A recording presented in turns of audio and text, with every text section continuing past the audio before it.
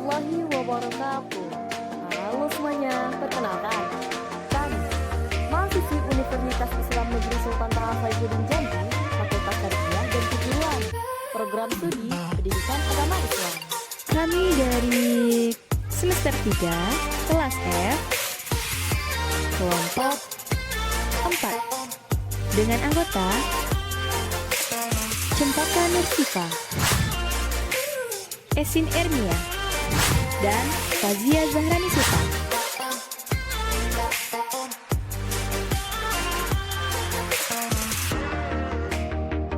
Nah, teman-teman, mengenai demokrasi itu merupakan bentuk atau mekanisme sistem pemerintahan suatu negara sebagai upaya mewujudkan kedaulatan rakyat atas negara untuk dijalankan oleh pemerintah negara tersebut. Selain itu, demokrasi adalah suatu pemerintahan dari rakyat, oleh rakyat, dan untuk rakyat. Nah, adapun mengenai pengertian umum demokrasi, yaitu demokrasi mencakup bidang sosial, ekonomi, dan budaya yang menginginkan adanya praktek kebebasan politik secara bebas dan merata. Nah, istilah demokrasi Pancasila lahir dari konsep pemikiran yang kontra atau perlawanan terhadap konsep demokrasi terpimpin masa Soekarno, yaitu pada tahun 1959 sampai 1965. Secara tidak langsung, pemberlakuan demokrasi Pancasila pada masa Orde Baru adalah sebuah upaya delegitimasi terhadap konsep demokrasi terpimpin Soekarno. Kemudian teman-teman semuanya mengenai arti kata demokrasi. Istilah demokrasi berasal dari bahasa Yunani, demos yang berarti rakyat dan kratos berarti pemerintahan.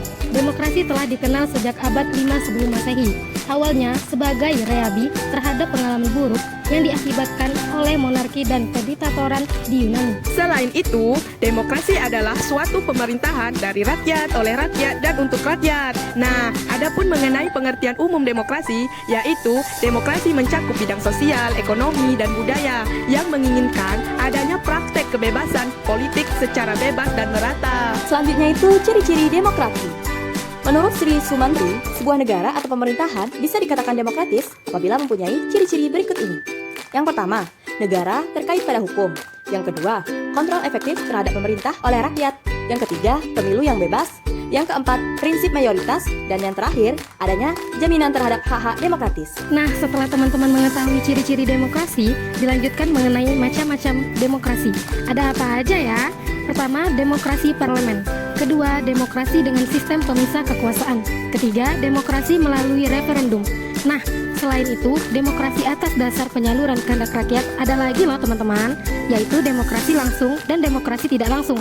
Ternyata ada lagi nih teman-teman. Jeff Haynes membagi pemberlakuan demokrasi ke dalam 3 model berdasarkan penerapannya. Apa aja ya?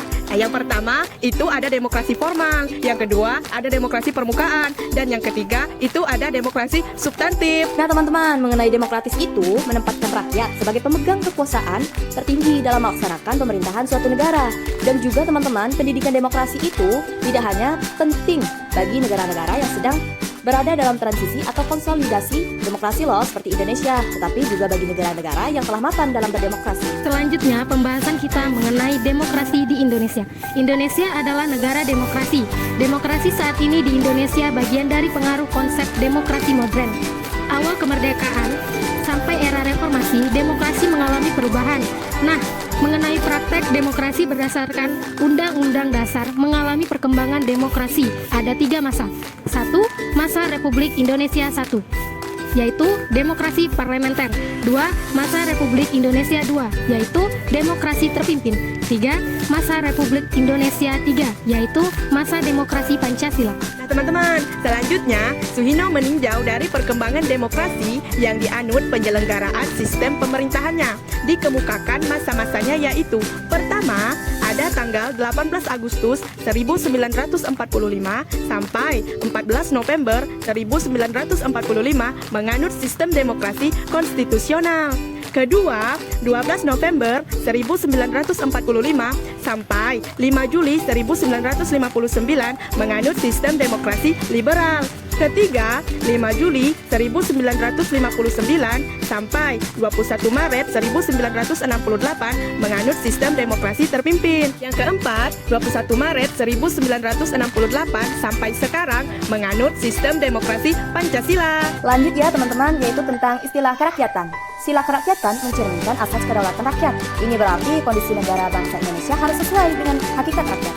Selain itu, mengenai proses pengambilan keputusan, Hotline menjelaskan proses pengambilan keputusan yaitu 1. Identifikasi masalah, 2. Pengumpulan dan penganalisis data, 3. Pembuatan alternatif-alternatif kebijakan, 4. Pemilihan salah satu alternatif terbaik, 5. Pelaksanaan keputusan, dan terakhir itu pemantauan dan pengevaluasian hasil pemeriksaan. Baiklah teman-teman, adapun materi selanjutnya yaitu mengenai demokrasi Pancasila. Nah, demokrasi Pancasila menurut Darji Darmodihardjo dalam Budianto mengatakan bahwa demokrasi Pancasila adalah paham demokrasi yang bersumber kepada kepribadian dan falsafah hidup bangsa Indonesia yang perwujudannya adalah seperti termaksud dalam ketentuan-ketentuan pembukaan Undang-Undang Dasar 1945. Dalam konteks negara-negara Muslim, demokrasi menjadi salah satu ketentuan yang sering didiskusikan. Kenapa ya? Ya, karena masalah kesesuaian antara Islam dan demokrasi, terutama karena demokrasi didasarkan pada sekularisme, sedangkan Islam adalah agama yang didasarkan pada kepercayaan kepada Tuhan. Teman-teman tahu tidak? Ternyata demokrasi itu adalah konsep yang sejalan dengan Islam, teman-teman. Jika dimaknai secara substantif, artinya itu kedaulatan di tangan rakyat Islam. Nah, selanjutnya itu Islam membenarkan dan mendukung demokrasi. Kenapa ya?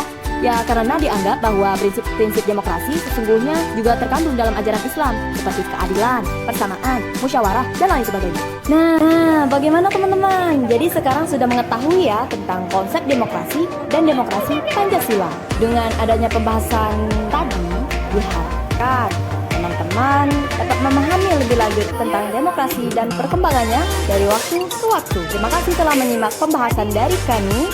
Sampai jumpa. Wassalamualaikum warahmatullahi wabarakatuh.